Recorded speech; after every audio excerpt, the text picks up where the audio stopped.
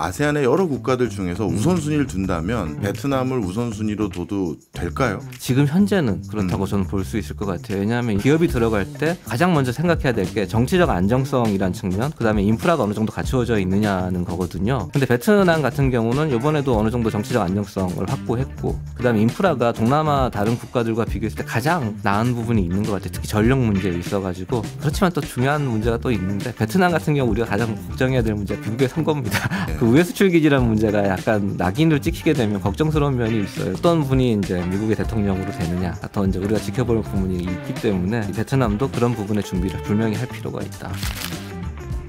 오늘의 플러스, 떠오르는 세계의 공장 베트남에 대해서 알아보겠습니다.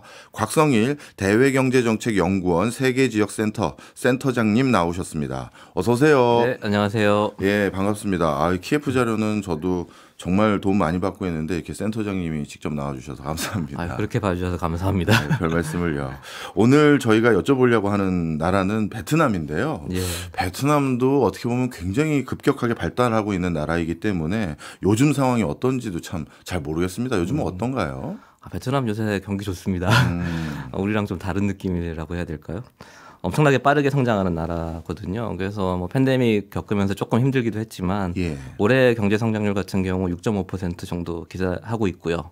상반기 거만 보더라도 한 6.4% 이상 이렇게 성장을 했습니다. 그래서 예전처럼 7%까지는 가지 못하는 약간 아쉬움은 있지만 그래도 좀 올해 들어서 외국인 투자, 직접 투자가 계속 들어오고 있거든요. 그래서 아마 역대 금액을 기록하지 않을까 이렇게 지금 예상을 하고 있는데요.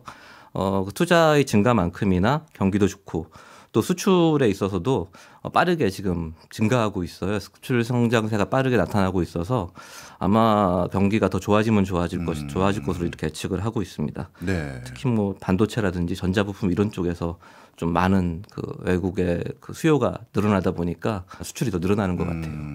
어찌 보면 베트남이 이렇게 다시 한번 크게 주목받고 있는 가장 큰 이유는 요즘 전 세계 글로벌 기업들의 중국 엑소덕스라고 해야 될까요? 중국에서 벗어나는 새로운 생산기지 찾는 과정에서 불거지는 혜택, 이렇게 봐도 되나요?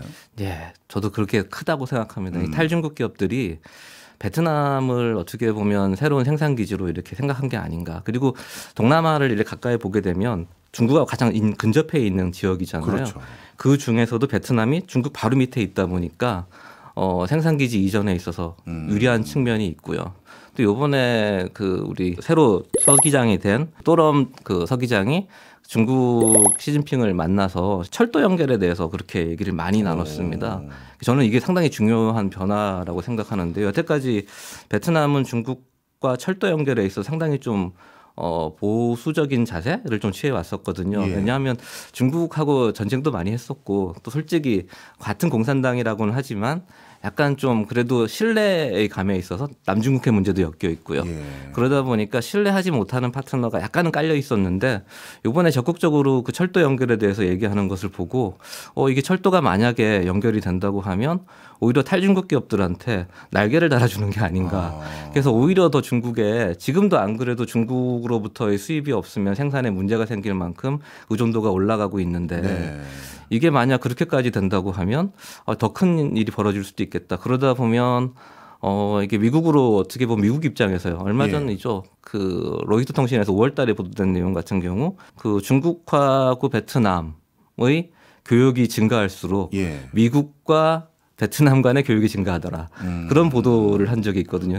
그대로 바꿔 얘기하면 베트남을 중국이 자기들의 우회할 수 있는 수출 기지로서 이렇게 여기고 있다라고 미국이 인식할 수도 있는 거잖아요. 그렇네. 만약에 그렇게 된다고 하면 그리고 그렇게 미국이 인식을 하게 되면 미국 선거 결과에 상관없이 아마 뭐 해리스가 되든 뭐 트럼프가 되든 어느 분이 되시든 간에 아마 베트남에 대해서 좀 더 견제의 목소리가 나오지 않을까.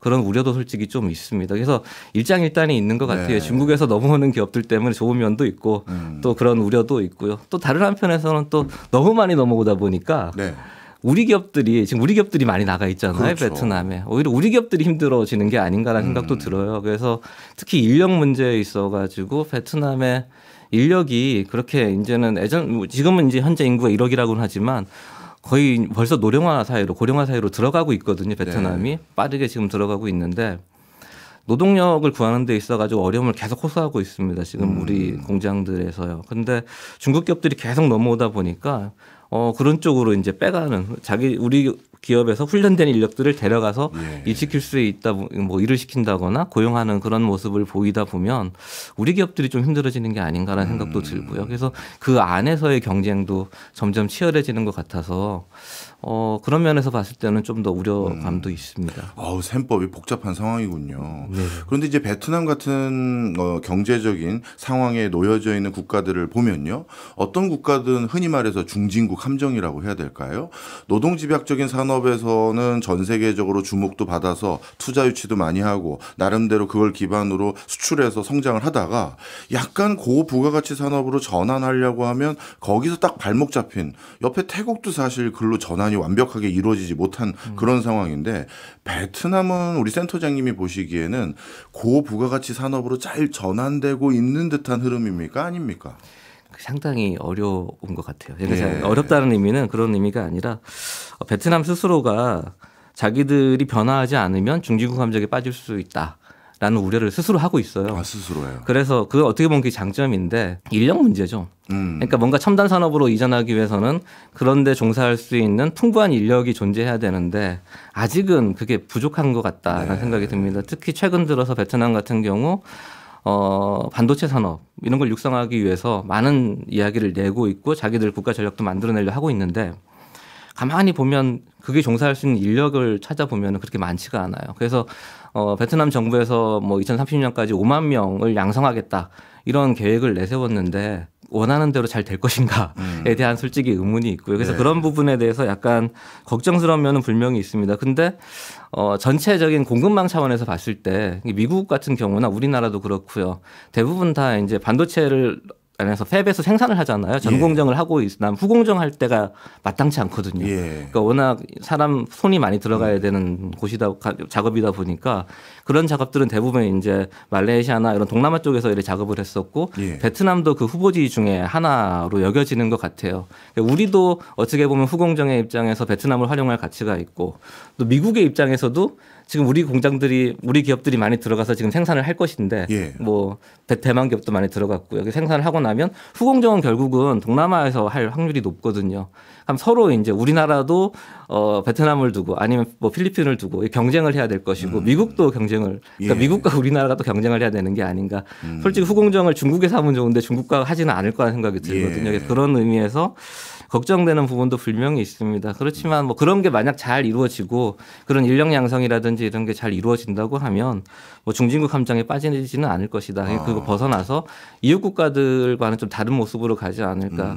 그러니까 태국이라든지 뭐 말레이시아라든지 이런 나라들 같은 경우 정체된 지가 상당히 오랫동안 정체되어져 있잖아요. 그래서 시점인 것 같아요. 지금 만약 베트남이 산업의 구조조정을 제대로 한다고 하면 중진국 함정에 빠지지 않을 것이고 지금 어떻게 보면 기로에 있다라는 생각이 듭니다. 그래서 자기들이 얼마나 추진력을 가지고 그 정책을 밀어붙일 수 있느냐.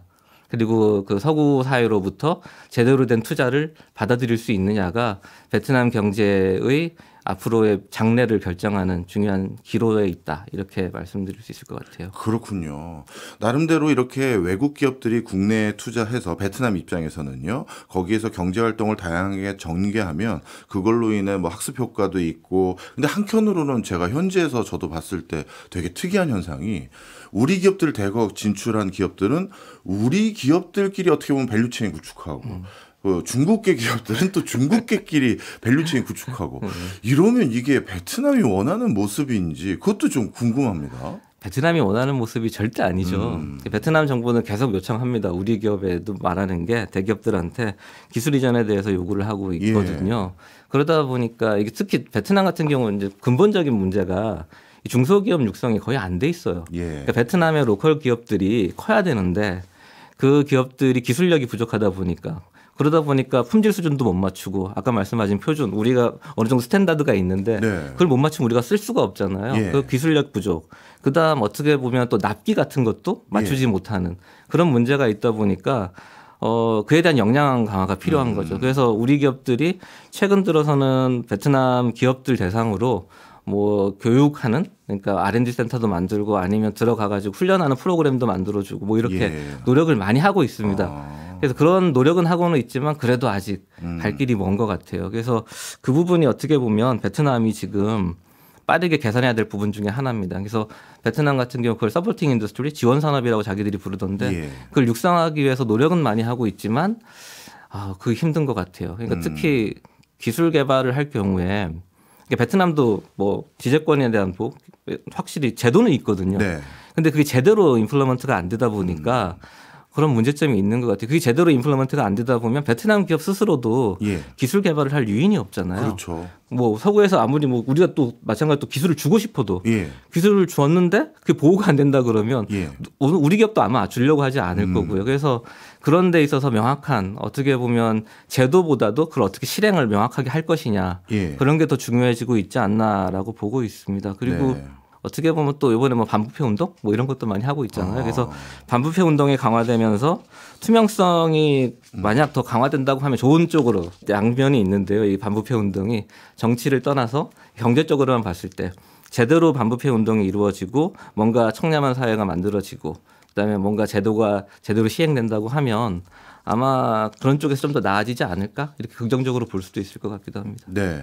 우리나라 입장에서는 또 약간의 기술 이전이나 기술 전수 이런 것까지 이루어져야 거기에서 원활하게 생산도 하고 뭔가 우리 경영을 펼칠 수 있기 때문에 그런 행보를 안 할 수도 없을 거고 베트남 입장에서도 당연히 기술 전수라든가 이런 것들을 해준다면 반가워할 것 같은데 또 한편으로는 모르겠습니다. 제가 너무 걱정하는 건지 모르겠습니다만 한편으로는 중국이 직접적으로 우리나라 같은 경우는 중국에 기술 유출되는 부분이 조금 있는 거 아니야 하는 그런 산업 섹터들도 있잖아요. 그렇죠. 예. 그러면 중국은 그걸 잘 알기 때문에 베트남 같은 곳에서 그런 것들이 혹시나 이루어지는 어떻게 보면 뒷구멍이 된 게 아닐까 이런 걱정도 있는데 그건 아닌가요?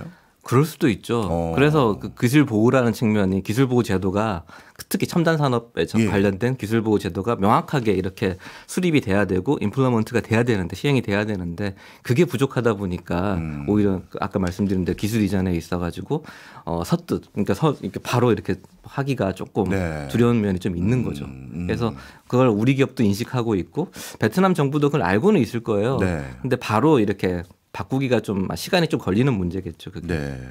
그런데 요즘 하여튼 베트남이 진짜 이러다가 우리 한국도 위태로운 거 아닌가 생각할 정도로 행보가 굉장히 광폭이에요. 재작년인가 그쯤 된 것 같은데 베트남의 한 회사가 우리 전기차를 중심으로 이제 자동차 브랜드 만들어서 자동차를 직접 생산하겠다. 이렇게 치고 나오질 않나. 뭐 반도체 분야에서도 점점 욕심을 내는 듯한 모습들이 많아 보이고요.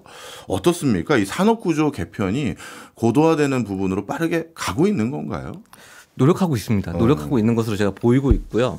전기차 같은 경우가 예. 베트남 기업이 지금 생산하겠다고 원래 그 내연차를 생산하다가 좀 안 좋았거든요. 그래서 잘 판매도 안 되고 해서 바로 포기하고 전기차로 넘어갔어요. 예. 근데 전기차도 베트남 내에서 생산이 아니라 어떻게 보면 인도 가서 이제 생산하겠다고 새로운 시장을 공략해 보겠다는 방향으로 지금 가고 있어요. 예. 근데 그 뜯어 보면은 전기차의 기술력을 뜯어 보면은 아직도 여전히 부품은 다 외국에 의존하고 있거든요. 예. 해외에 의존하고 있다 보니까 안에 떨어지는 부가가치는 그렇게 많이 있지 않은 것 같아요. 그래서 제가 베트남 경제의 가장 큰 우려 사항 중에 하나는 그거 같아요. 그러니까 중소기업이 없다 보니까 제대로 된 중소기업이 없다 보니까 부품을 현지에서 조달하지 못한다. 대부분 다 중국에서 가져오거나 아니면 우리나라, 일본에서 조달을 하고 있거든요. 네.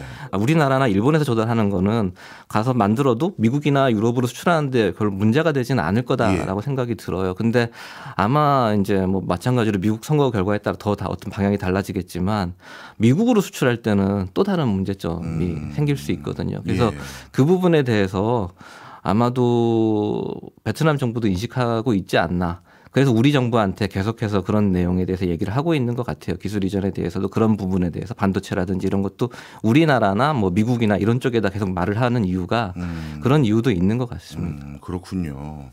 우리가 또 베트남을 주목해야 될 또 다른 이유들 중에 하나는 우리에게 가장 요즘 중요도가 높아지고 있는 자원, 희토류. 베트남이 이게 많다면서요? 예, 중국 다음으로 많이 보유를 하고 있어요. 근데 아직 개발이 많이 이루어진 건 또 아니거든요. 이제 시작하는 단계라서 우리가 좀 관심을 두고 볼 필요가 있는 것 같아요. 그러니까 우리뿐만이 아니라 일본도 그렇고 호주도 그렇고 미국도 그렇고 베트남의 히토류 개발에 대해서 상당히 많은 관심을 표하고 있습니다. 그래서 지난번 작년 5월에 바이든 대통령이 갔을 때도 그 관련된 얘기가 또 있었었고 일본도 마찬가지고요. 호주도 마찬가지입니다. 정상이 방문했을 때 그 관련된 얘기가 있었고 우리 정부도 마찬가지로 지난번에 그 만났을 때 그 베트남 정상을 만났을 때도 그 얘기가 또 나왔었고요. 그래서 이 핵심 광물에 대한 협력이 상당히 중요한 어떻게 보면 이슈로 베트남과 우리나라 사이에 지금 이루어지고 있고 그 잠재력도 있는 곳이다. 네. 다만 이제 베트남이 이걸 개발하려고 하면 히토류가 개발할 때 정제나 이런 거 할 때 오염물질이 많이 나오잖아요. 그거에 대한 기술력 같은 게 아직 베트남은 부족하거든요. 반면에 우리나라 같은 경우는 그 충분한 기술력이 있기 때문에 어느 정도 이제 보완적인 관계를 베트남과 만들어낼 수 있지 않을까. 그 점을 우리가 좀 베트남한테 어필을 해서 좀 적극적으로 이렇게 우리 쪽으로 이렇게 가져올 노력을 좀 할 필요가 있지 않나 생각이 듭니다. 뭐 인도네시아 같은 경우도 어떻게 보면 광물이 많잖아요.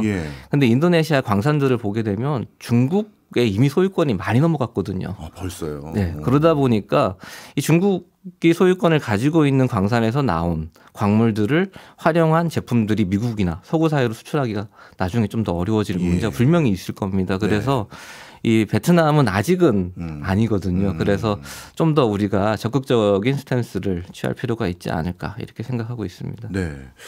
근데 모르겠습니다. 제가 베트남 출장 한참 다닐 때와 지금 또 많이 달라졌을 것 같긴 한데요.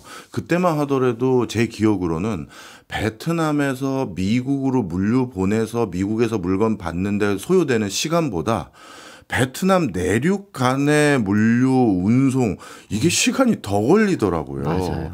특히 특정 지방 같은 경우는 뭐 하노이 호치민이야 뭐 달라졌지만 뭐 도대체 이 도로 유실 상태랑 이런 걸 봤을 때 야, 이 나라에서 이거 산업하려면 좀 시간 걸리겠는데라는 생각을 그때는 가졌는데 요즘은 어때요? 특히 광산 같은 거 개발하려면 이게 대도시 옆은 아닐 것 같아서요. 당연하죠. 다 베트남 북부 지역에 집중되어져 있어서 인프라 개발과 같이 이루어져야 된다고 생각을 합니다. 그런데 베트남이 지금 빠르게 인프라가 많이 개선되어지고 있고요. 고속도로도 많이 생겼고 그리고 지금 또 고속철까지도 놓겠다고 지금 하고 있는 상황이거든요. 근데 이제 아까 제가 얼핏 중국과 철도가 연결되려고 한다는 말씀을 드렸잖아요.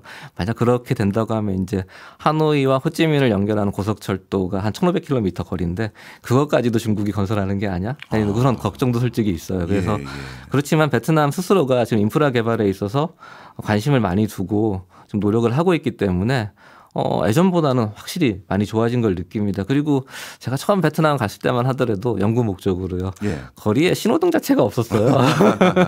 그러다 보니까 특히 좌회전 이게 보이지 않는 손이 작동하는 게 아니야 하면서 이렇게 막 엉켜 있음에도 불구하고 사고 안 나는 나름대로 규칙이 있잖아요. 질서가 있고 그래서 깜짝 놀랐는데 지금 가보면 지하철도 있고 또 신호등 다 있습니다. 그래서 변화되는 모습들을 볼 수가 있습니다. 소득이 증가한 만큼. 회고해보면 지난 10년 사이에 한 10년 전만 하더라도 베트남 1인당 국민소득이 2,000불밖에 안 됐거든요. 근데 지금은 벌써 4,400불까지 갔으니까 엄청난 빠른 변화죠. 이게 4,400불이면 어떻게 보면 저희가 아세안 10개국을 얘기할 때 필리핀보다도 그러니까 1인당 국민소득이 아니라 GDP만 따져봤을 때요. 필리핀보다도 큰 규모입니다. 지금 살짝 필리핀을 추월했거든요. 그래서 빠르게 지금 경제가 성장하고 있는 나라인 만큼 인프라 개발도 지금 빠르게 이루어지고 있다. 그리고 항만이라든지 이런 게 약간 부족한 측면이 분명히 있는데 그것도 지금 개발하려고 지금 노력을 많이 하고 있습니다. 네.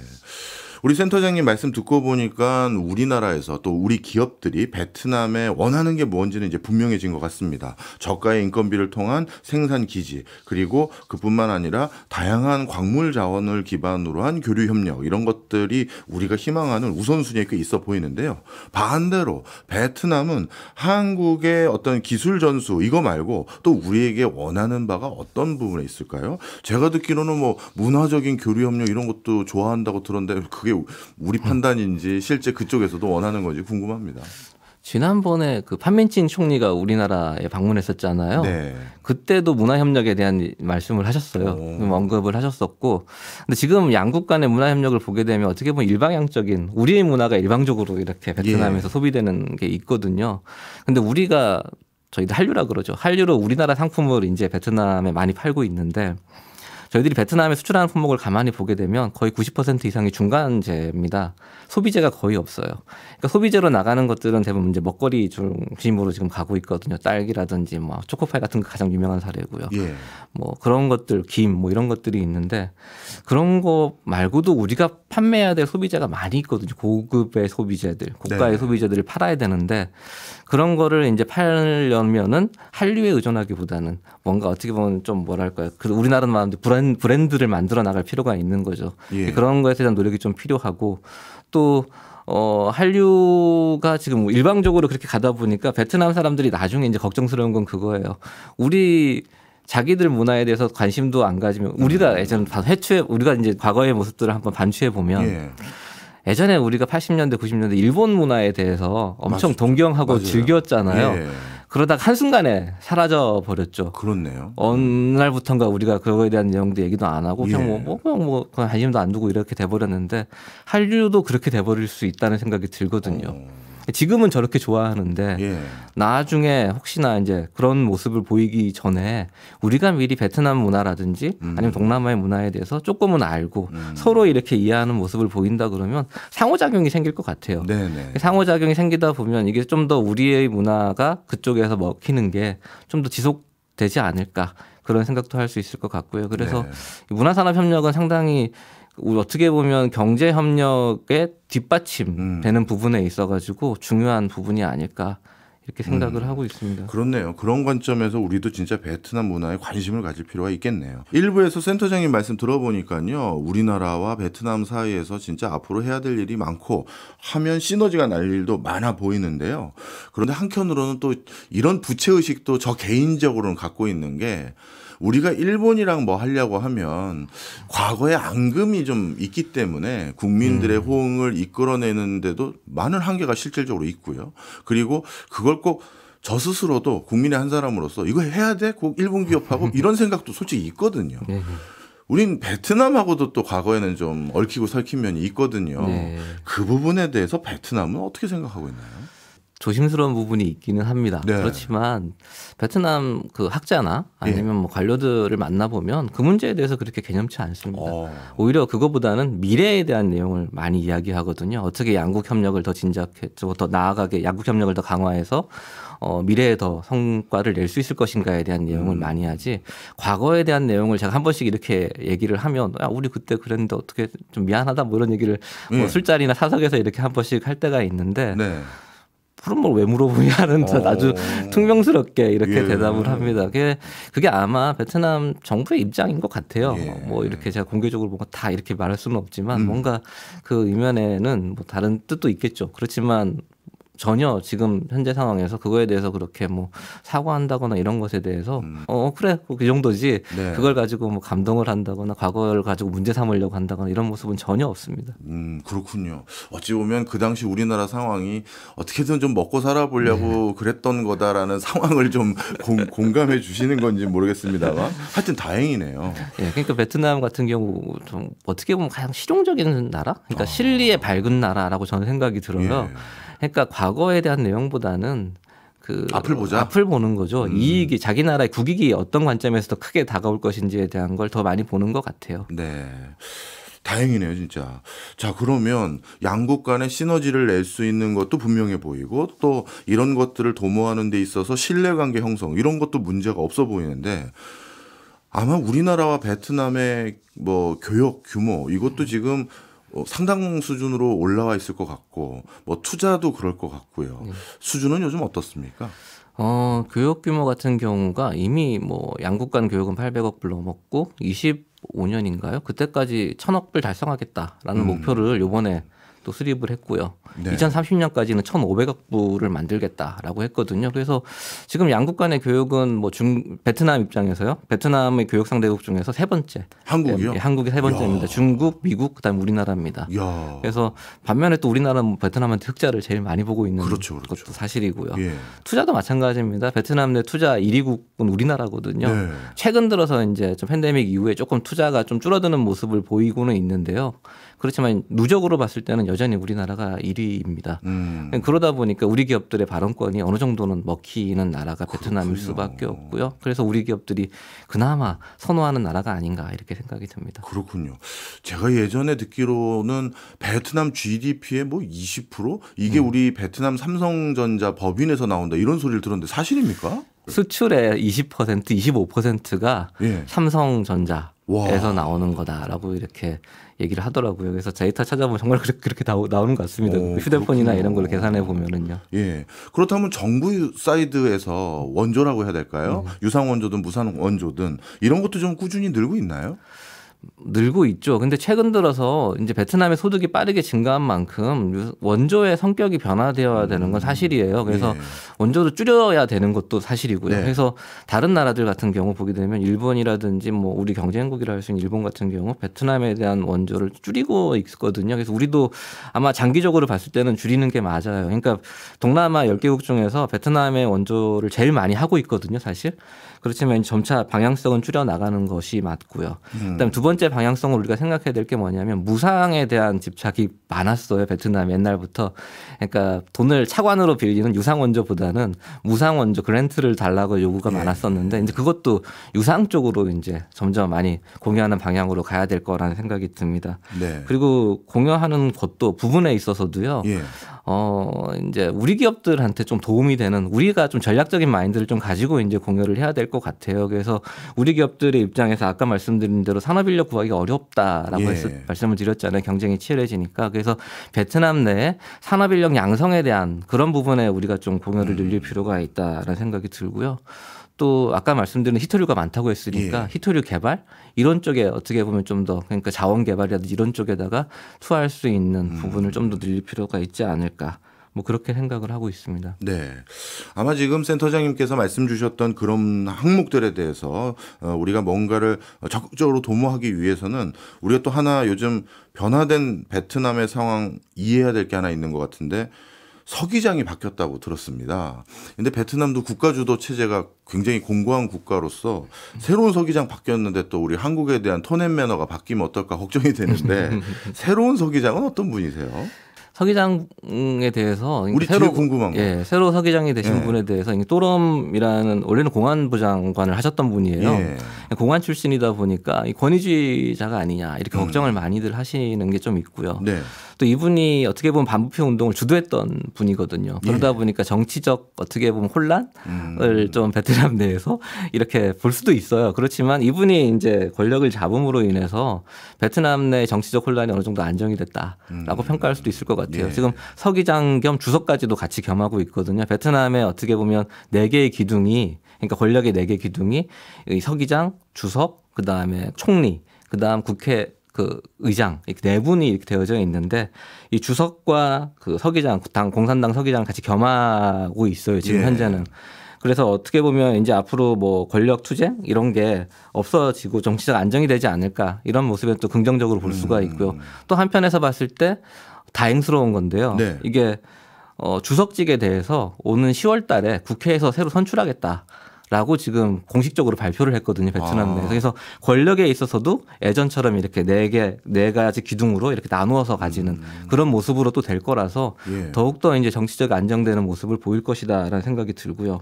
또 이 공안부 장관 출신인 이 또럼 서기장 같은 경우는 또 권위주의자인 것 같지만서도 한편에서는 상당히 또 실용주의자예요. 왜냐하면 자기 동생 같은 경우가 이미 기업을 하고 있거든요. 베트남 내에서. 그러다 보니까 이 친기업적인 마인드가 어느 분보다는 많이 가지고 있는 분이 아닌가라는 생각이 듭니다. 그래서 기업들이 그나마 활동하기 더 좋은 공간으로 만들려고 노력하지 않을까. 그래서 이 정치하고 경제를 좀 분리해서 우리가 볼 필요는 있는데 분리해서 볼 필요가 분명히 있고 아마 그런 쪽에 더 많은 노력을 하실 것이다.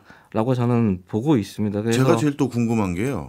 우리 전 세계적으로 국가 리더십 바뀌면 딱 2가지 기준으로 단순하게 구분해 보려고 하거든요. 친중 성향일까 친미 성향일까. 이분은 어떤 성향이세요?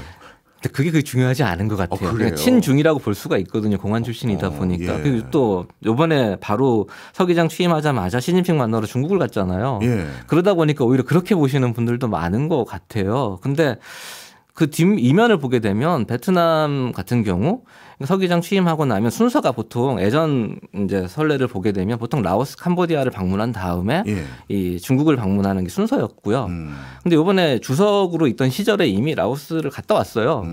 그러다 보니까 순서상으로 봤을 때 갔다 온데 또 갈 수는 없고 네네. 중국 가는 게 맞고 또 9월 요번에 그 유엔에서 그 미래정상회의 하잖아요. 예. 그걸 3주 잠깐 할 건데 거기서 아마 그 토럼 서기장이 주석 자격으로 갈 겁니다. 가가지고 바이든 대통령을 만날 거라고 생각이 들어요. 그래서 시진핑을 만났으면 바로 중국 가서 이제 시진핑 주석을 만났으니까 미국 가서 이제 바이든 대통령 만나면서 원래 그런 스탠스를 항상 유지해 왔거든요. 네네. 지난 작년 같은 경우도 바이든 대통령이 베트남을 국빈 방문한 이후에 12월에 바로 또 시진핑 주석이 베트남 방문해서 또 만나고요. 네. 그런 모습을 보였었기 때문에 이 대나무 외교의 틀은 계속 유지할 것이다. 라고 저희 생각을 하고 있습니다. 그래서 어느 쪽에도 치우치지 않을 거예요. 그러니까 네. 가장 중요한 건 베트남 입장에서 국익. 그러니까 자기 나라한테 이익이 되는 게 뭔가가 중요한 거지 개인의 성향이 이렇게 중요하다. 뭐 가치 판단하는 정책 방향성을 판단하는데 영향을 미치지는 않을 것이다. 네. 라고 보고 있고. 말씀 중에 대나무 외교라고 하셨는데 그게 뭔가요? 대나무 외교라는 건 지난 그 우리 돌아가신 서기장이죠. 예. 그 응행부총 서기장이 가장 적점을 줬던 대외 정책, 외교 정책이라고 보시면 돼요. 그래서 예. 어느 한 나라에도 치우치지 않고 유연하게 국익을 추구하겠다는 그런 방향성을 가진 정책입니다. 그래서 중국이든 미국이든 가리지 않습니다. 그래서 우리 베트남한테 이익만 된다고 하면 그렇게 가시는 것 같아요. 어느 쪽이든 이렇게 그런 방향으로 외교 정책을 펼치고 있다. 이렇게 보시면 될 것 같습니다. 네. 그러면은 또 우리도 좀 배우면 좋을 것 같기도 한데 나중에 너무 한쪽 같은 느낌 줬다가 된통 당하는 거 아닌지 걱정도 좀 되는 상황인데 하여튼 베트남은 그 대나무 외교인가 그거 잘하고 있는 것 같기도 하네요.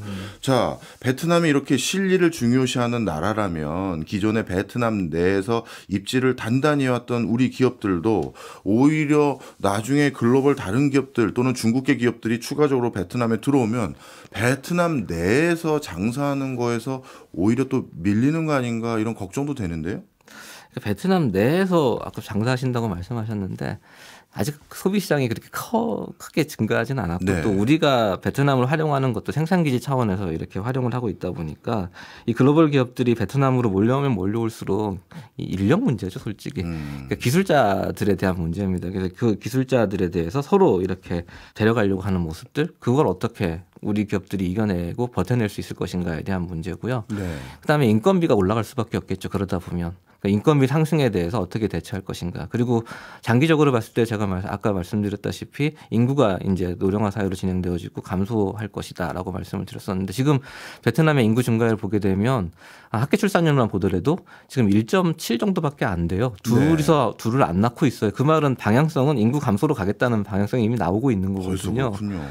그리고 고령화 사회로 빨리 아까 들어갔다고 말씀드렸고 예. 인구 증가율도 1점 몇 %밖에 안 되는 거 제가 기억이 됩니다. 그러다 보니까 이거 인력 문제 그다음에 이제 앞으로 장기적으로 봤을 때 이 생산 설비에 있어 가지고도 노동 집약적인 산업 같은 경우 노동을 많이 투입하는 경우 자동화 설비로 이제 넘어가야 될 거 이런 것까지도 우리가 같이 고민해 볼 필요가 있고요.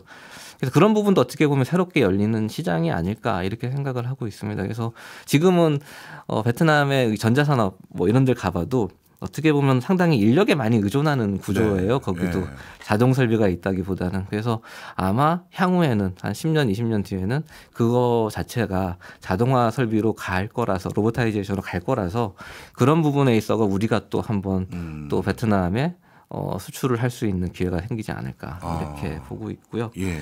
그런 부분에 있어도 다른 서구 글로벌 기업들도 알 거잖아요. 예. 그래서 그런 데 대한 경쟁에 또 준비할 필요도 분명히 있다 이렇게 생각을 하고 있습니다. 아세안 시장에 진출했던 우리 기업들 얘기 들어보면 어떤 나라 같은 경우는 다른 나라도 사실 인력 수급이 원활하지 않은 나라가 꽤 있지 않겠습니까? 예, 예. 근데 어떤 나라 같은 경우는 이 나라에서는 뭔가 학습시켜서 일시키기가 쉽지 않을 것 같은데요 하고 평가하는 데도 있는데 베트남은 뭐 국제적인 뭐 수학 경시대회 이런 데 보면 최상위권에도 있고 그렇죠. 뭔가 공부만 잘 시키면 네. 굉장히 유용한 인력이 될 것 같은 느낌도 있는데 맞습니까? 어떻게 보세요? 맞습니다. 정말로 뛰어난, 그러니까 머리가 좋은 것 같아요. 예. 그러니까 교육에 대한 열도 많고요. 네. 그러다 보면 교육열이 강하다 보니까 뭐 예를 들어서 뭐 새벽에 자기 아들 데리고 학원에 데려다주고 다시 픽업해가지고 학교 데려다 이런 모습도 볼 수 있거든요. 베트남 내에서. 그러다 보면 우리나라 학원도 많이 들어가 있고요. 예. 그래서 베트남의 그 교육열 이런 걸 생각해 보면 인력에 있어가지고 인력의 품질은 상당히 우수하다. 다른 나라에 비해서 우수할 것이다. 그리고 상당히 또 부지런합니다. 아침에 가보면 새벽부터 길거리에 사람들이 많이 돌아다니고 있거든요. 그러니까 다른 뭐 따뜻한 남쪽 지방에 있는 나라들이 뭐 게으르다 이건 말도 안 되는 말인 것 같고요. 정말로 부지런한 사람들인 것 같아요. 다만 좀 성향이 우리랑 많이 유사하다 보니까 예. 충돌할 소지는 분명히 있습니다. 이게 좀 성격이 급하기도 하고 네. 좀 다혈질적인 면도 분명히 있거든요. 그리고 또 자존심 세고 예. 그런 면에 있어가지고 우리가 어떻게 잘 그 사람들과 이렇게 관계를 맺느냐가 중요한 것 같습니다. 네. 어찌 보면 이제 그 우리 기업들은 많은 다른 동남아 국가들과 비교해서 어디에다가 우리가 또아리를 틀고 그래서 거기서 생산도 하면서 그렇게 해서 기업에 대한 이미지도 제고하면서 슬슬 그 시장이 성장하면 거기서 또 직접적으로 또 판매도 할까 이런 고민 많이 할 텐데 한번 결론 한번 내려봐 주세요. 아세안의 여러 국가들 중에서 우선순위를 둔다면 베트남을 우선순위로 둬도 될까요? 지금 현재는 그렇다고 저는 볼 수 있을 것 같아요. 왜냐하면 인프라라는 게 기업이 들어갈 때 가장 먼저 생각해야 될 게 정치적 안정성이라는 측면, 그다음에 인프라가 어느 정도 갖추어져 있느냐는 거거든요.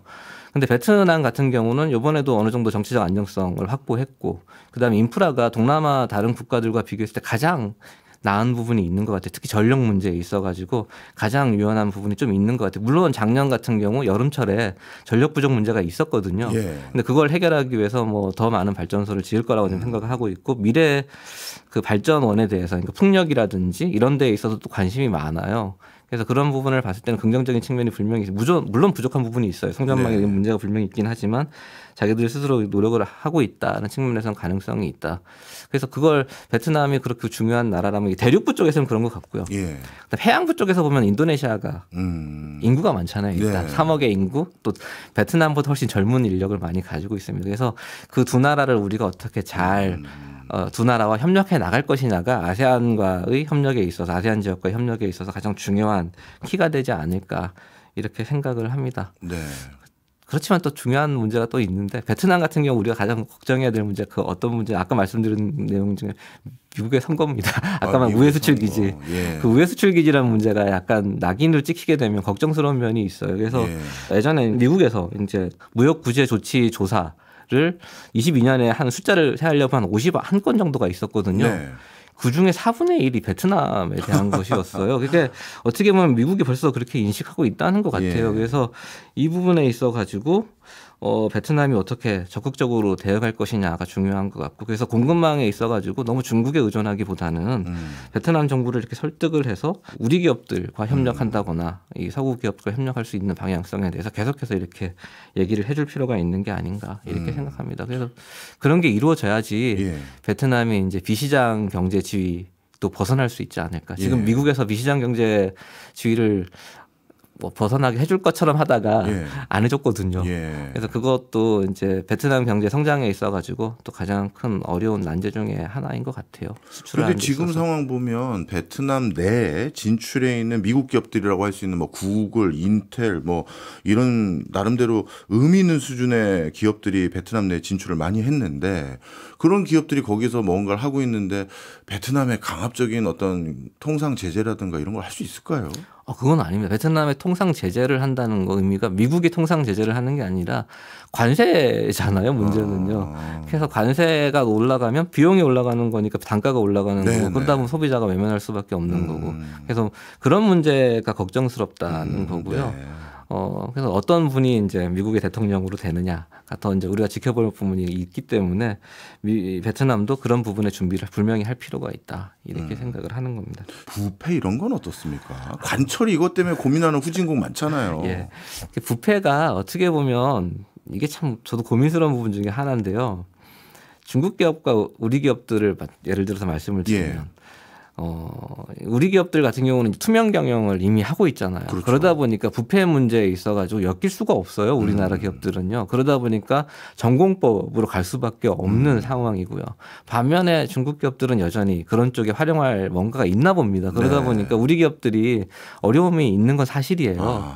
그렇지만 베트남 정부의 방향성 아까 반부패 운동을 지금 계속 할 거다라고 말씀을 드렸잖아요. 그리고 지금 서기장이 되셨지만 그 또럼 서기장도 반부패 운동을 관두겠다는 말은 안 했습니다. 경제 활동을 얘기를 하면서 경제의 효율성을 위해서라도 더 강하게 밀어붙이겠다라는 얘기를 했거든요. 아까 제가 실용주의자라는 말씀을 드렸잖아요. 그런 측면에서 이게 부패가 너무 만연하게 되면 기업이 활동하는 데서 장애가 될 거라는 걸 이미 인식하고 있기 때문에 시간의 문제인 것 같아요. 이게 점진적으로 부패가 사라지지 않을까라고 저는 생각하고 있습니다. 예를 들어서 옛날 회고해 보면 90년대 우리 운전하다 보면 우리도 그런 문제가 좀 있었잖아요. 경찰한테 잡히면 이렇게 운전면허증 만 원짜리 이런 게 우리나라도 예전에 있었던 모습이거든요. 근데 순식간에 사라졌거든요. 맞아요. 저는 그걸 봤을 때도 베트남도 어느 임계점이라 그럴까요? 그게 넘어서고 나면 순식간에 사라지지 않을까 이렇게 생각합니다. 점점 투명한 사회가 될 것이고 그러다 보면 이제 우리 기업들도 더 활동하기 편한 공간이 되지 않을까 이렇게 생각합니다. 그리고 인도나 인도네시아 같은 경우는 우리는 같은 나라라고 진출했지만 어느 지역이냐에 따라서 와, 또 분위기 완전 다르더라고요. 근데 베트남도 인구도 많지만 영토도 생각보다 큰 나라고 그리고 길쭉해서 북부지방하고 남부지방에 사실 외관도 다르잖아요. 생김새도. 어떻습니까? 우리가 진출할 때 좀 더 용이한 동네가 따로 있습니까? 성향이 다르죠. 북부지방하고 남부지방 인종도 다르고 솔직히 말하면 문화권이 북쪽 지방은 어떻게 보면 중국 문화의 영향을 많이 받았고 남쪽 지방은 해양 문화의 영향, 특히 캄보디아 쪽 영향을 많이 받았다 보니까 성향이 좀 다른 건 사실입니다. 그리고 지방에 가게 되면 이제 하노이 말이 저쪽 중부지방이나 남쪽지방 가면 사투리가 강하다 보니까 통역이 필요한 경우도 있고요. 그만큼 다르죠. 그렇지만 세대가 변하고 있다는 생각이 전 들어요. 베트남에 이제 젊은 세대들이 이제 계속 등장하고 있고 그 친구들이 앞으로 경제의 중심에 쓸 거고 노동력의 중심에 들어올 거잖아요. 그분들은 어떻게 보면 이제 MZ 세대들 그분들의 성향을 그대로 가지고 있는 분들이라서 과거처럼 이렇게 지방에 따라서 뭔가 성향 차이가 그렇게 두드러지지는 않을 것이다라고 보고 있습니다. 특히 언론이라든지 방송이라든지 노출도가 높아지면서 그런 모습 우리도 마찬가지잖아요. 예전에는 지방에 가면 사투리가 많이 심했지만 방송에 많이 노출되다 보면 부산 같은 데 가서도 서울말 써도 어색함이 없는 통역 그런 다 마찬가지듯이 거기도 마찬가지일 것 같아요. 그래서 어느 지방에 대해서 지방색 때문에 이 지역이 좋고 이 지역 그런 건 아닌 것 같고요. 지역별로 그 성별로 기업을 유치하기 위한 전략들이 다 있습니다. 인센티브가 다르고요. 물론 중앙과 조화가 필요하겠지만 그 인센티브가 더 중요한 것 같아요. 그 성에서 우리 기업들한테 제공하는 인센티브가 무엇인가를 보고 우리 기업한테 맞다고 하면 우리 기업의 수요를 충족시키는 인센티브라고 하면 그런 데를 한번 가볼 필요는 있겠죠. 그리고 인프라는 중앙에서 계속 잘 만들어주고 있을 거니까요. 마지막으로요. 베트남 딱 말씀 듣고 보니까 정말 중요한 시장인 것 같아요. 그러면 우리 기업들 중에서 앞으로 이런 산업에 종사하고 있는 기업들 추가적으로 베트남 관심 가지시면 좋을 겁니다. 그런 분야가 있다면 좀 소개해 주시죠. 지금 베트남 정부 입장에서 첨단 산업을 유치하려고 하다 보니까 그런 쪽에 대한 관심을 두는 건 당연한 거고요.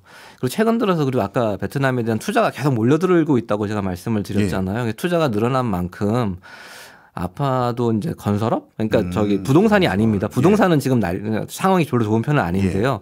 공장을 짓거나 아니면 인프라를 까는 그런 것들이 앞으로 더 늘어날 거라서 그런 것에 종사하는 우리 기업들이 눈여겨볼 가치가 있지 않을까 이렇게 생각을 합니다.